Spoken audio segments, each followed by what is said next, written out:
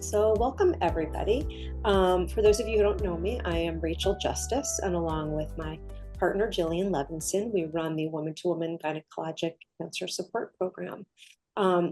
We are absolutely thrilled that this is the first session of one of our deeper dive series. And again, every other month, we have a 3-session deep dive into a topic that really needs more than just one session. I'm super excited about this topic. I need to give a quick shout out to Sharon, our wonderful Woman to Woman volunteer who connected us with today's speakers. And when we were brainstorming, we tried to think about something, as I said before, that was really universal. And this idea of reclaiming your health is something that applies to everyone at every stage, not just of cancer, but of life, whether you are a cancer patient, a cancer survivor, a cancer caregiver, whether you are adjacent to cancer, if you are a healthcare professional. This is a relevant topic, and we could not have two more accomplished and passionate speakers. So, if I hear anyone extracurricular noise, I will just mute you. So you might have to unmute yourself if you're asking a question. Again, we have two great speakers, and I'm going to let them introduce themselves. When they forwarded me their bios, I was like, those are impressive, and I'm going to let you figure out what's most relevant. And again, I'm Jen Trapick. Did I say it right? No. Trapick. Yes. Trapick. I did phonetically. Satmary. Satmary. Yes. I am doing my best here. You're perfect. I try. I get A for effort. Have so much expertise, and again, we were talking right before we started recording, are really breaking down this topic into manageable nuggets over the next 3 weeks. I want to mention that they are standalone sessions, and they will be recorded. So if you can only attend one, if you can attend two, if you can attend three, that's great. You're welcome to watch any or all in the video library. And we're just super excited. So I'm going to mute myself, and I will join all of you as participants in this wonderful next hour. So thank you so much. Well, Rachel, thank you so much. We appreciate being here. That background noise you may have heard is Christine's buddy, Charlie the bird. So Charlie may pipe in. He tends to get excited about our topic. Quickly for today, I want to thank all of you as we start for being here on a day that also, for those of us in New York, can be a somber one, and one that we pause and reflect. And we appreciate each and every one of you for spending this time with us, and giving a bit of time to yourself as we also think about, oops, it's sharing the wrong screen, isn't it? Hold on, we're going to do that again. That one is the one that you want to see. Do we see the slides? Okay, fantastic. Yep. So thank you again, Rachel. So as you mentioned, my name is Jen Trepick. I am a health and lifestyle coach and the host of the podcast Salad with a Side of Fries.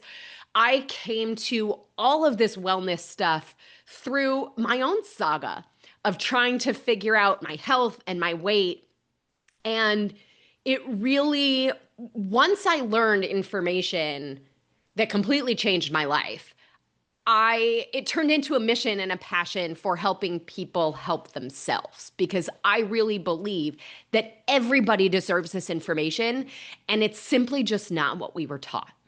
So that's what we're dedicating these next 3 weeks to, is helping to build some foundations, dig a little deeper, and as we were talking about before we hit record, clearing the noise, quieting the noise of everything that we're hearing in wellness. So I'm going to turn it over to Christine as well. Hi, everybody. Well, first of all, Jen and I have been doing webinars for probably maybe 4 years now. And I think both of us have been really pleasantly surprised that the information that we're sharing, that we'll share with you today, is really just not out there in little bite-sized pieces. And so we really intend for today to be, if you want to take notes, but it would be that out of all the things that we're describing, that if you take 1 or 2 nuggets and try it for a week, and then take another nugget and try it the week after that, and not feel the overwhelm that so many of us feel now. You go on the internet, you don't even know, what podcast should I listen to? And then there are all the recommendations and everything. I'm an acupuncturist, and I've been specializing. I also did massage before that, specializing in hormonal and autoimmune diseases. So this has been a passion of mine for a really long time. Now I've focused mostly on pain and people who are homebound living with pain. And so I work very closely with the U.S. Pain Foundation. So some of the things that I've shared with them, as Rachel said before, apply to everybody. So whether you're in treatment for cancer, whether you have finished your treatments, whether you're in a different phase of your life, or prevention as well, all these recommendations are pretty general for reclaiming your energy, your health. And next week we'll be talking about mood, so that'll be interesting to cover as well. Okay, back to you, Jen. Yes. So for today, we are focused on energy. So we do like this to be interactive. So feel free, open the chat if you can, and let's just check in, right? How are we feeling? Like this old clunker out of gas? Or how do we feel? Maybe a one-word check-in in the chat about how we're feeling right now. Love it. Sharon's great. Tired. You're in the right Tired, place. heavy, Yeah. calm. Excellent. Yeah, relaxed. Oh, perfect. Awesome. Good. Run Great. down. Mhm. Energized, open-minded. Great. I love it. We have the range, right? Yes. And tired. No matter what you're feeling in this moment, we can better understand what's creating that, whether that becomes something we want to continue and replicate, or we can understand what's creating that and then make some shifts to make it easier, right? To level up, to feel a bit better, to improve. So let's start by looking at what might be those causes. If we're not feeling great, or if we are, then these systems might be really functioning well. So the first piece we want to think about are our adrenals, right? So our adrenal glands are these little walnut-shaped things that are sort of in the back-ish, right? Middle-ish in the back, kind of down almost by the pelvic area. And when we are stressed, when we are constantly stressed, then we certainly stress our adrenals. Our adrenals are part of the stress response and produce these hormones that help us respond to stress. And when we are constantly stressed, whether we cognitively realize we are or not, we can fatigue the adrenals and they sort of crash out, right? They can't really do their job well. And that leads us to feeling very much like we are run down. It is like we are dragging ourselves out of bed in the morning. We get our stride. 6, 7 o'clock, we cannot keep our eyes open. And then 11 o'clock at night, when it's time to go to sleep, we're wide awake. And then at midnight, we're going, why am I still up? I'm going to be so tired in the morning, right? Those are some of the classic symptoms or signs of that adrenal fatigue. Christine, what else should we know about the HPA axis and our adrenals? One of the things is that stress, when it's too much stress, is what's negative, but you want to have some. And so like in the morning, the adrenals and especially cortisol wakes you up in the morning. So you want to have some, but you don't want to be, as Jen said, the fatigue factor where you've actually run out of the ability to produce these things. And so what happens in each cell is that they call it down regulating. It's like when they're overwashed with all these hormones constantly, these stress hormones constantly, they kind of retreat. And so all these receptor sites that are on the cells no longer actually receive the hormones to, again, wake you up in the morning, like especially if you haven't had a good night's sleep. So when you look over on the right side here of this slide, you realize that it's actually a three-step process before you get to those adrenal glands. When they talk about the mind-body connection, the hypothalamus and the pituitary are up there in your brain. And so they're actually saying, how about we stimulate these hormones? And then the pituitary gland says, okay, I'll take care of it, and sends messages out to not just the adrenals, but all the different glands. So your thyroid, that could be a reason for fatigue. But today we're going to talk mostly about stress and the hormones related to stress. So you've got the instant stress, you're cave women, cave men, and you're out in the jungle and you hear a noise and it could be a tiger. That's when you get the stress that's just immediate. I call it acute, it's immediate, and you have the this kind of feeling throughout your whole body that you're tingling and stuff. The one that's sort of insidious is the cortisol that happens all day long when we don't even realize that we have it, as Jen said, and that can cause a lot of side effects. It's not unlike getting a cortisone shot. This is your own body's ability to produce cortisone. And so you want to make sure that you don't have, again, an overload of that. It's good to have it in the morning, good to have it when you wake up, but by nighttime, you should not be lying there at 11 or 12 o'clock at night really wide awake. That's the cortisone happening at the wrong time of the day. So we'll talk about some of this later in terms of what to do about it. Yeah, and I want to add one more piece. So we have the HPA axis, right? And more recent research also connects it to G, the gonads, or the gonadal piece of it. And so you might notice this actually showing up in your sex drive. You might actually notice this showing up in our desire for pleasure and how things are happening in our daily lives. So there's a lot of places where it might show up that lead us back to the adrenals. It's also possible that it's our mitochondria. Okay, so everybody, 7th grade science, right? Anybody else besides me have to make like the Jello version of a cell, right? So, so for the mitochondria, I remember using dot paper, the dot candy. So it's like that strip and it has all these dots on it and you squiggled it and put it into the cell. So that stuff, right? Our mitochondria is the powerhouse of the cell, the energy, right? The battery pack.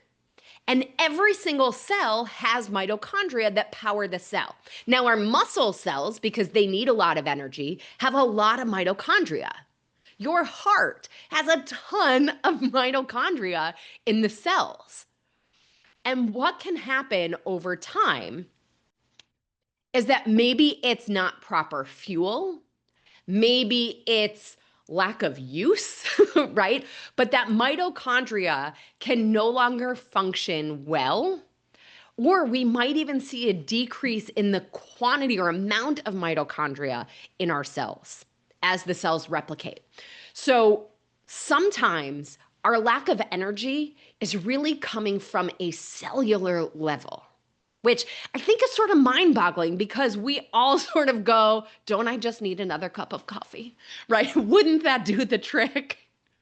So when it comes to thinking about energy, we can even get down to that cellular level to make sure that we are supporting our body and every piece of how we want to feel every day. So I want to ask everyone to put into the chat, how many mitochondria would you guess are in one heart cell? So not in the entire heart, just in one muscle cell of the heart. Just put a guess as to how many you think are there. And we'll give it a minute. Too bad we don't have prizes. I know, right? Okay, we have a guess of 1, a guess of 1,000, Right. 500, 100, 1.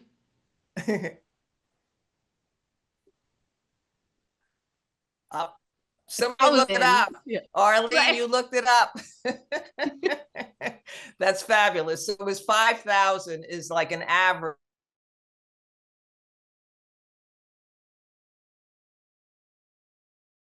to keep going. And so when they talk about ATP, that's the form of energy. So you've got things that our nutrition and our foods that convert into sugar, and the sugar is used in the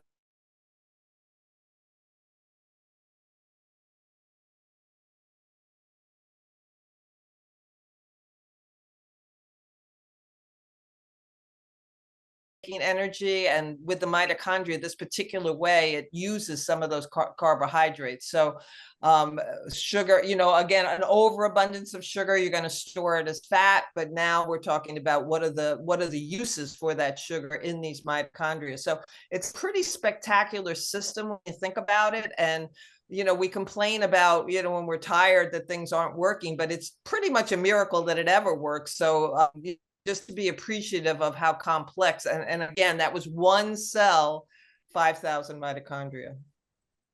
All right, Christine, take us right into circulation. Yeah, so this is something, especially when we get into chemotherapy and the realm of cancer, that people a lot of times have problems with neuropathies and different things, fingers, feet, numbness. And so I think what most of us focus on the right side there is the heart and then the lungs, because those are the big organs that relate to circulation. But the lungs oxygenate the blood. They also get rid of the carbohydrate. I mean carbon dioxide, and so you end up with a huge system. But what we don't pay attention to is by the time you get to those tiny little feathery capillaries in our fingers and our hands, even our hearing, our sight, our eyesight, those are very fine areas of circulation that if they've been damaged, that's when you end up with pain, that's when you end up with numbness or even burning. And so we want to make sure, and we'll talk about it in a little bit, how to get nutrition to those tiny little capillaries and make sure that your circulation is feeding your entire body. So I know that for some of us, it even feels like we're not getting enough nutrients even to the large muscles, because just getting out of bed sometimes feels like a big task. I know for myself sometimes, it's like just standing up is like, oh my God, do I have to? And then once you're up, you're fine, but then it's that idea that maybe the circulation is not quite what it should be, and that it's actually draining some of your energy. Yeah, and I think one of the things to realize about circulation is bringing oxygen and nutrients throughout the body, and it is also helping to bring toxins to where they need to go to get out of the body. And so without circulation, kind of on both sides of the equation, we can end up stuck. So it's one of the reasons, well, we'll talk about some of the things that we want to do to address that. But so when it comes to circulation, we really want to focus on blood flow and the things that we can do to improve that blood flow to help, frankly, every aspect of our health, right?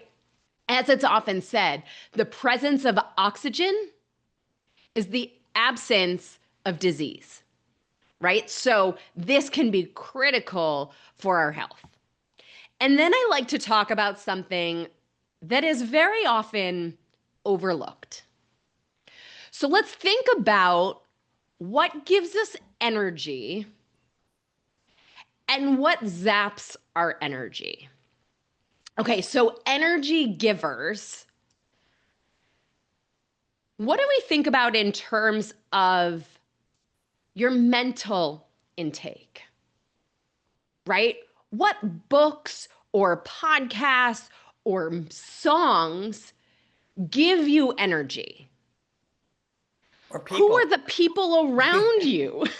Yes. Right? Are the people around us givers or zappers? Yes, exactly. Hopeful, encouraging materials. Yeah. Good. The nutrients that we eat, can be givers or zappers. We're going to talk more about that.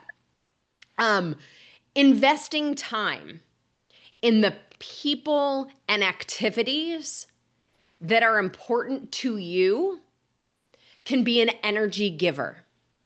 So that might also mean setting some healthy boundaries, learning, practicing that language so that we have the time and space in our day for those activities that are the energy givers. And consider your energy vampires, right? Who do you spend time with where afterwards you feel drained? You don't have to put their name in the chat. No. But if you want to, we won't tell them, right? Yes, I love it. Having goals and plans to reach them, being resourceful, 1,000%. You know what that reminds me of? Purpose. One of the most overlooked elements in longevity is purpose. Having a reason to get out of bed in the morning. That is an absolute energy giver. Think about even the people where maybe there's an equal exchange when you spend time with them. Right? So maybe pause for a second. Oh, dealing with customer service is a huge drain. Yes. 1,000%. 1,000%. And how often do we do that when we are dealing with the medical system? Right? We're calling the insurance companies, we're calling the doctor's office, all of these things.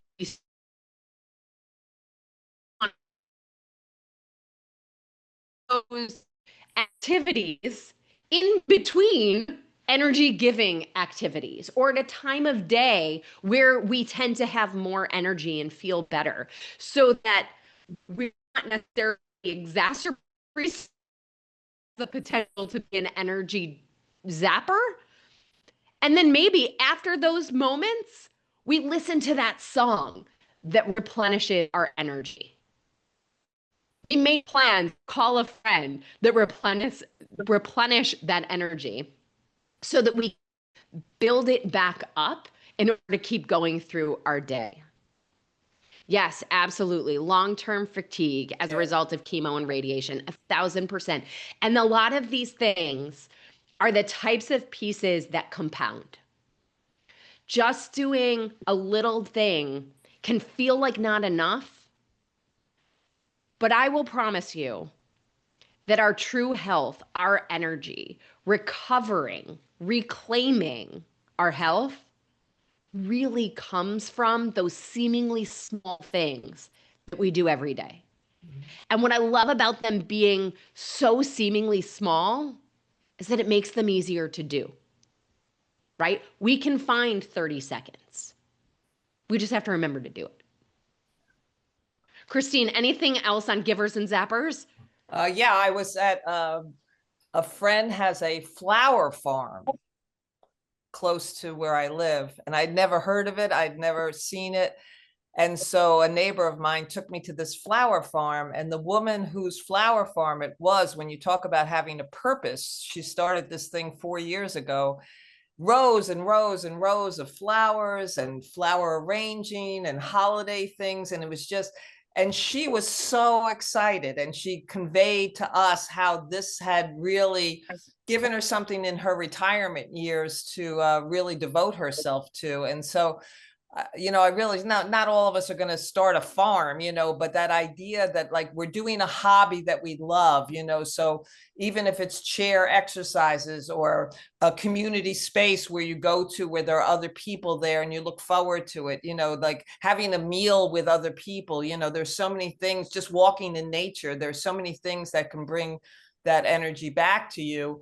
And if you're bedridden, which a lot of people are, that you can find things, either online. You have to really, when you talk about boundaries, really not go for the junk food of the internet. You really want to go, there are so many things there, like certain apps for meditation and certain uplifting information that you can learn a whole new language. You can learn a whole new art form, that some of those things are available as well. But we really have to kind of pull ourselves back from the ledge, because the internet, they want you to get addicted to their mishigas, as they say, you know, and so we want to pull back from that and really say, what's going to make me feel better? And I think if that's the question you ask yourself, mostly in the morning, because that's when the momentum happens, but during the day too, what's going to make me feel better right now? That if the answer to that is something that you maybe have to switch gears off of what you're doing, you maybe have to say, okay, I can take control of this situation right now and go to that thing that makes me feel better. Because we all deserve to feel better. We all deserve to feel love. We all deserve to feel self-love. And so if there is something that, you know, like a song, if that lifts you up every time that you hear it, you know, just pull yourself away from some of the drains, the energy drainers, and go more towards that if you can, you know, and again, if you can't, do it the next time, you know. It's like these are all things that we have to, you know, kind of play around with. There's no one thing that's going to make it all better. Yeah. By the way, if you're looking for a song, neurology and neuropsychology tells us that odds are it's a song from your teenage or college years. So start with that music and see what happens, right? I want to go into the chat and share some of what's happened there. So we have somebody who called them glimmers. I love that, right? The little glimmers in the day. Conversations with friends, good and also draining. It varies 1,000%. And so our trick and what we're talking about is to simply identify, especially those energy givers, so that we can maybe make an extra effort to have those conversations. And if we can identify the zapping energy friends, then we can minimize or strategically talk to them, or make sure those are shorter conversations. Learning new things is energizing. Absolutely. Energy givers, helping others avoid side effects of chemo, such as neuropathy, mouth sores, nausea, vomiting, through tips and tricks, coaching others. Again, it comes back to purpose and being of service and sharing with others, teaching, right? All of that can be so energizing. And then love the battery analogy images. You're welcome. Feel free, take a picture of this. I pulled this from the internet, so, you know, give credit to the interwebs when you use it. All right, so let's talk about getting our groove back. How does that sound? Yes? All right, perfect. So as Christine said, let's talk about the stress piece, right? Because how we handle stress, how we respond to it, actually turns into that snowball of the adrenal fatigue that we talked about in the beginning, of the mitochondrial presence in our cells and activity in our cells, and even our circulation. So all of those things connect to this. Christine, walk us through. Yeah, so we have all these different little tips and tricks. Again, if you want to take notes and maybe just try one of them, you don't have to try all of them, but these are different things that, again, it is hard, I have to say, once the momentum of negativity starts, it is hard to stop that. But if you can do something like smile, and even if you don't mean it, it's like fake it till you make it, you know, that it does actually have an effect on your heart. So what some people do is they go to the mirror and they start smiling into the mirror. And again, you know, if you can laugh, that's even better. You know, that if you know comedians that float your boat, or a joke that you heard, or some absurd situation, that smiling and laughing can really be a positive effect on your body. Now, when it says don't get anxious, I never like to say don't, because what we hear is anxious.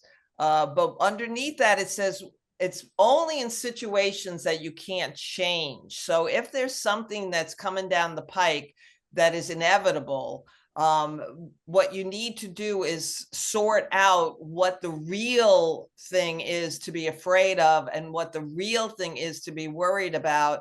And then say, are there things that I'm not really needing to get worried about? And a lot of that is that when things are happening that you can't change, it's you in the driver's seat of your emotions, not you in the driver's seat of the thing. So what you want to do is be able to reclaim, when we talk about reclaim some of that emotional autonomy that you have, and maybe again see the absurdity in the situation, or hope for the best, because you don't know how it's going to turn out, negative or positive sometimes. And so hoping for the best will, at least in terms of your body and your physical, your tiredness and your energy, will not be such a drain. And then this taking control, it's focusing on what will make you feel calm, what will make you feel in control. So sometimes you need to remember your strengths. This is a part of positive psychology. And there are actually tests you can take online. I think it's the University of Pennsylvania, where you can find out what your strengths are and then focus on them, because, we all have kind of a bag of things that we were born with and also that we've cultivated during our lives. So you want to focus on the things that are your particular strengths. And then what we talked about before, develop a vision, like the woman with the flower farm. But for you, there might be something where, again, going back to your childhood, what did you dream of? And there might be some way like, oh, I thought about being a doctor, but I got derailed by my family or something, well, as the person in the chat said, maybe there are other ways to help people. All the tips and tricks that you've learned going through this cancer journey, you may be able to, even just support someone who's new at it and is not familiar with some of the, my husband had breast cancer, so we learned a lot, and it's great to be able to share that in terms of what will make your digestion better, what will make your energy better, what will make your sleep better. So that vision is you now not being a doctor, but actually helping other people, maybe as a coach, even if it's informal. SMART goals, you want to make sure they're attainable. So I know for myself, sometimes I get a little carried away that I set goals that are not quite doable, but it's sometimes fun to just try anyway. But the SMART goals are the ones that you really can get done. So as Jen said before, even if it's the tiniest little thing that you might do maybe first thing in the morning, that would be a goal for you that you might want to try. And then there's herbal supports, and these are things that help with stress. And so we'll talk about that in a little bit.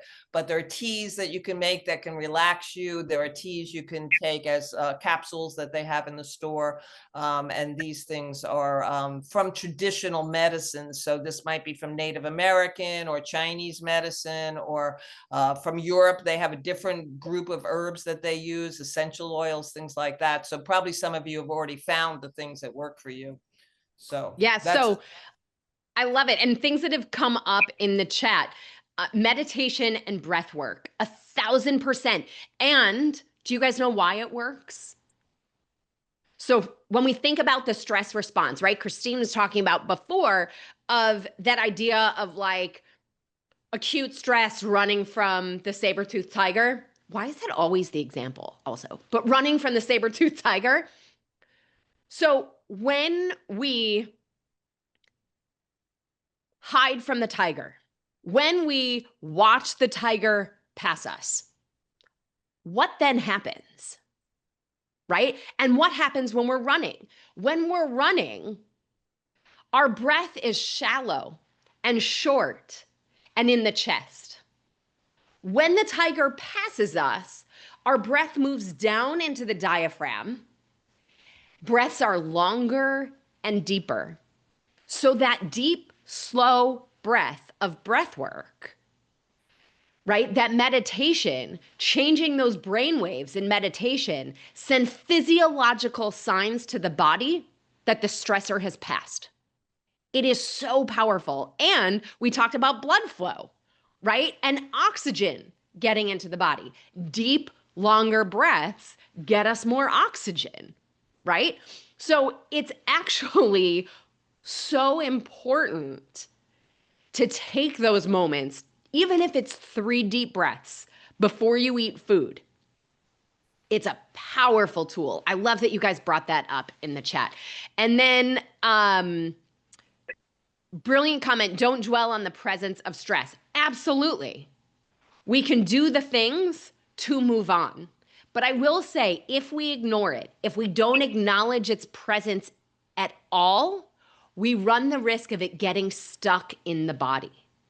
So I sort of think of stress like, you remember those iceberg posters about success where it was like the iceberg and the waterline, right? And it's like the part above the waterline is what other people see, and the part of the iceberg below the waterline is what it took to get to the success. You know what I'm talking about?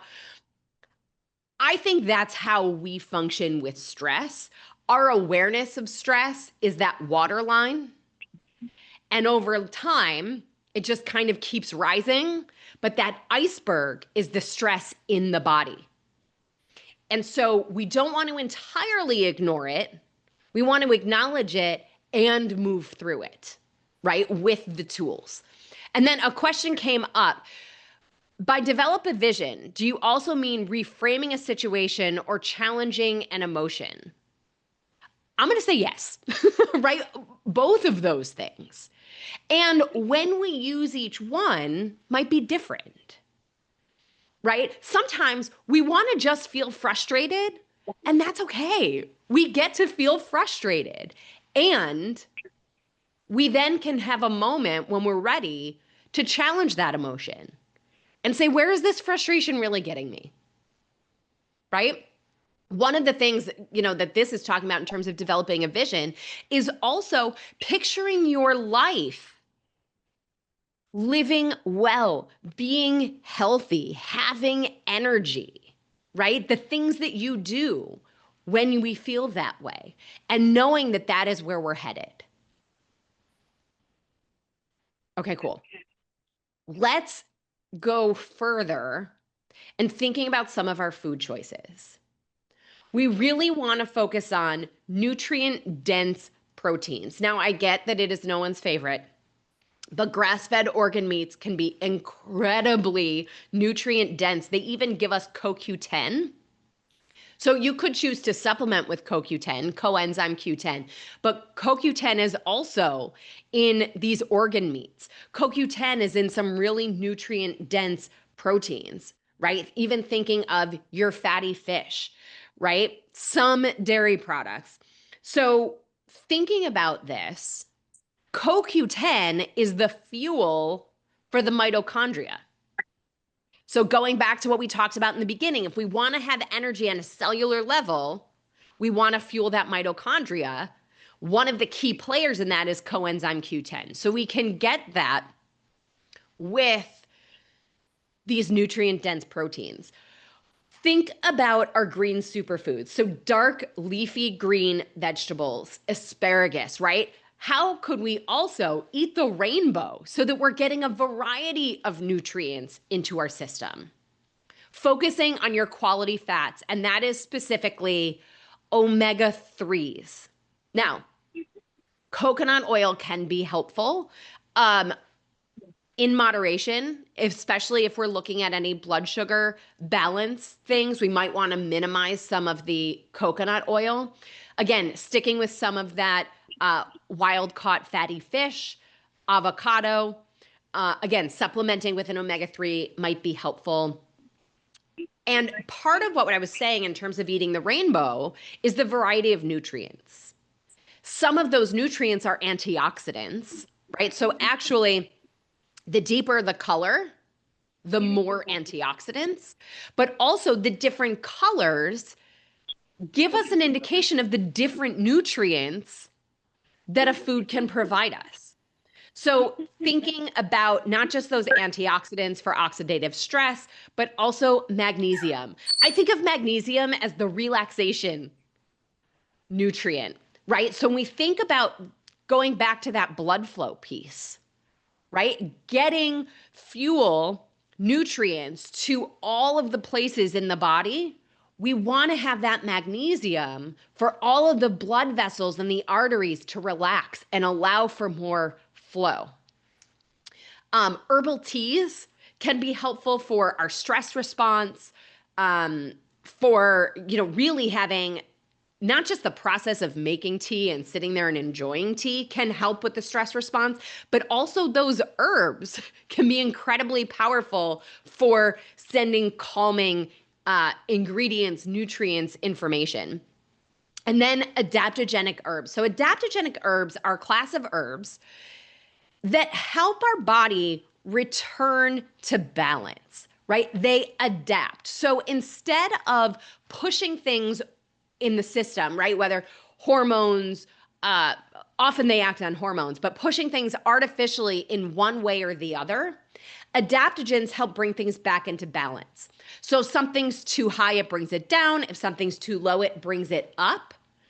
When I use formulas that have a combination of these herbs, so holy basil, ashwagandha, passion flower, rhodiola rosea, these are just examples of some powerful adaptogenic herbs. These herbs are ones where it's not like, oh, sky's parting, all of a sudden it's sunshine and rainbows, right? It's more that I can maintain my equilibrium.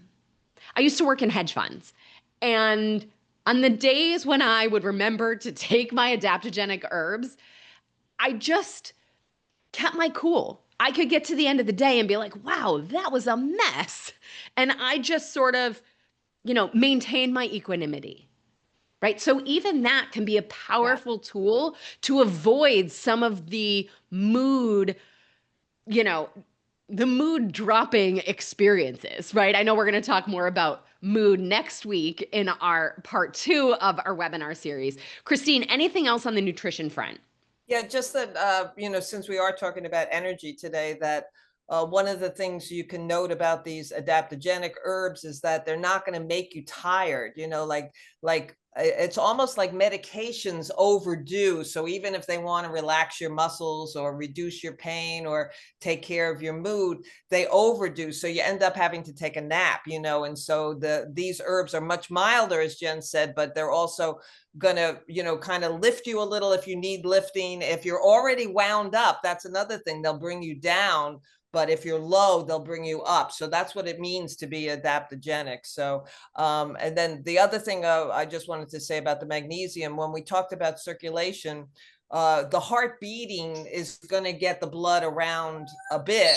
There's my bird again. But what happens is that the actual walls of the circulatory system, including those little capillaries, they're almost like a snake, that they expand and contract. And that's why when people have high blood pressure, those walls have gotten really rigid and they don't expand and contract. So the magnesium is one of the things that will help the walls of the, and there are some herbs and different things too, that will help the walls of the blood vessels expand and contract to kind of help the heart so it doesn't have to work as hard. So that's something that we'll talk more. We're going to talk a little bit about exercise today, but next week we're going to talk more about exercise. And that's one of the benefits of exercise, is to get all those little blood vessels to be able to have that elasticity that will help circulation.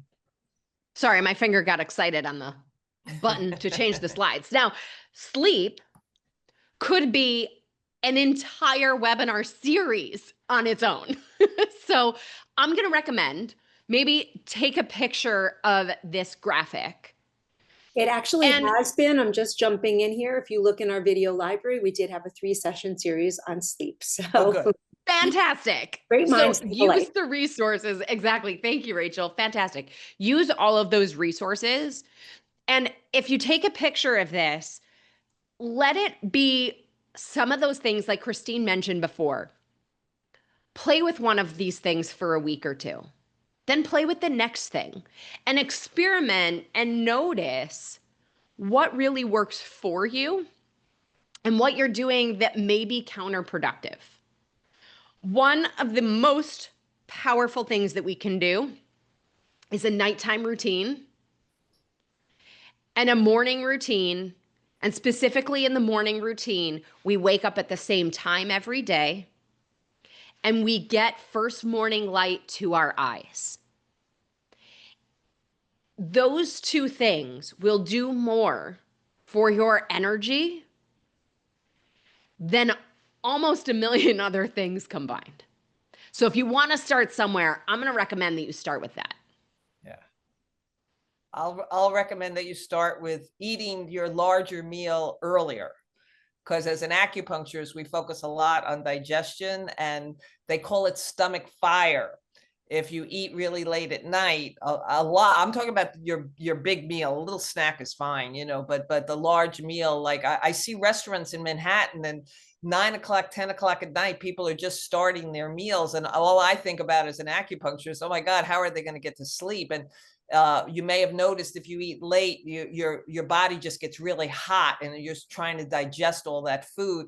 So the quality of your sleep, the same with alcohol, like it might put you out and you go to sleep, but then an hour and a half later, it actually has the opposite effect. So now you're awake and to be able to go back to sleep is difficult. So alcohol is a little confusing to the body because it does have that rebound effect, you know, an hour or two later. So you want to, again, just don't overdo it. It's not to not do it at all, but to just not overdo it, and to realize when you're making these choices what the effects of the choices are.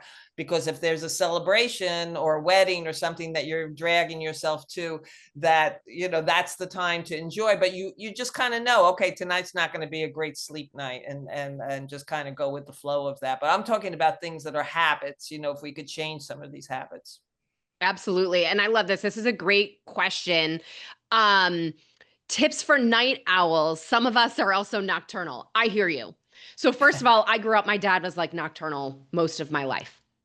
So one of the things is waking up at the same time every morning will start to impact what time we go to sleep without us having to hyper focus on that time we're going to sleep and try to force us into a bedtime when we feel like we're wide awake. The other thing that we want to think about is what we're doing when we're awake at night. Can we, even if we're awake at night, and by the way, this is also a process. We're not going to flip a switch and all of a sudden, you know, go from, you know, being what we would call nocturnal, right, to going to bed at 8:30, right? Nor is that necessary. We just want to start to move in the direction, right? So what we're doing when we're awake at night, if we are doing anything with any screen, the TV, the phone, even a Kindle, anything, the computer, right? Anything that has blue light is sending daylight signals to our eyeballs. So the major setter of the clock of our entire body is connected to the retina. It's connected to our eyes in the light signals. Blue light is sending daylight signals.